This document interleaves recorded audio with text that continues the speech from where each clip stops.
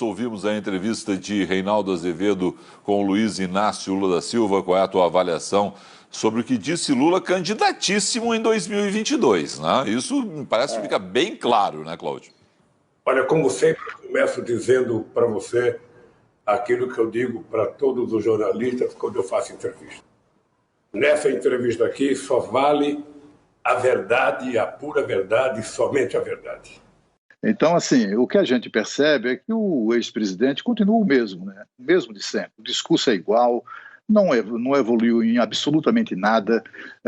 As declarações dele parecem saídas das catacumbas, de tão antigas, tão velhas, tão gastas, e isso é marcante no discurso do ex-presidente.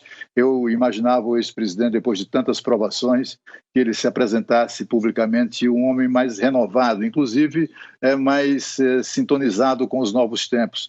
O fato é que o ex-presidente exercitou durante a entrevista, não é, Felipe, uma das suas principais características, que é o de saber mentir como pouca gente.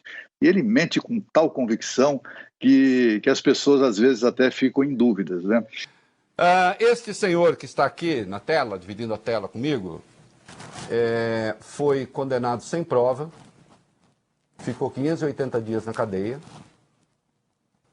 Em quais páginas da sentença do Moro estão as provas contra o Lula? Eu quero as provas contra o Lula, não as ilações contra o Lula. O Ministério Público denunciou uma coisa, tem que ter a prova. Não tem. E essa é a minha primeira pergunta.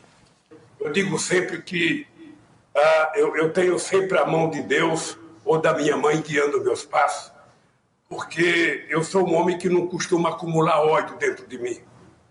E quando eu cheguei na cadeia, eu fiquei pensando, não é possível que essa gente tenha inventado uma mentira, sabe, sem prova nenhuma, porque não tinha uma vírgula. Eu tenho desafiado, Reinaldo, o mundo para mostrar uma prova de acusação contra mim. Ele mente, por exemplo, quando ele disse que foi condenado sem provas. Isso não é verdade. Aliás, há não apenas provas abundantes, como elas totalizam alguma coisa próxima de 3.000 itens de provas e indícios de culpa das acusações pelas quais ele foi condenado de corrupção e também de lavagem de dinheiro. As provas são robustas. Apesar da Polícia Federal ter invadido a minha casa sem mandado, ter revistado fogão, geladeira, colchão, ou seja, não ter encontrado nada, e não tiveram a sensatez de dizer para a imprensa, olha, não encontramos nada que a gente possa acusar o ex-presidente, não encontramos nada para acusar o filho dele, quebraram o portão da casa do meu filho. Ele mente quando diz que a Polícia Federal invadiu a casa dele. Não, a Polícia Federal cumpriu o mandado judicial. Mente quando diz que a Polícia Federal não encontrou nada. Não é verdade. Encontrou documentos de contratos de gaveta que o ligavam a negócios imobiliários escusos, etc., envolvendo inclusive pessoas ou interesses dos tempos que foi presidente.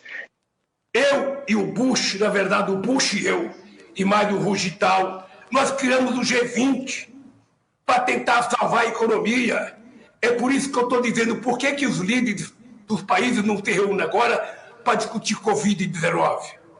Ele mente o tempo todo. Mente, por exemplo, quando diz que ele e o Bush criaram o G20, que é aquele grupo das 20 maiores economias do mundo. O G20 foi criado em 1999, muito antes da eleição do ex-presidente Lula e muito antes também até, e mais ainda, da eleição do presidente Bush. Eles não têm nada a ver com a decisão desse conjunto de países de criar esse grupo. A gente assistiu mais do mesmo, né? O que a gente percebe é que cada vez mais Lula é o candidato que, com toda certeza, o Bolsonaro considera ideal para enfrentar. É alguém que, ao contrário do que diz, é condenado, ele está condenado, inclusive. Ele será julgado em outros casos, há 7 processos de tráfico de influência, de corrupção, lavagem de dinheiro, formação de quadrilha, enfim, tem muita coisa ainda que o Lula precisa enfrentar adiante, ainda que esteja elegível para 2022.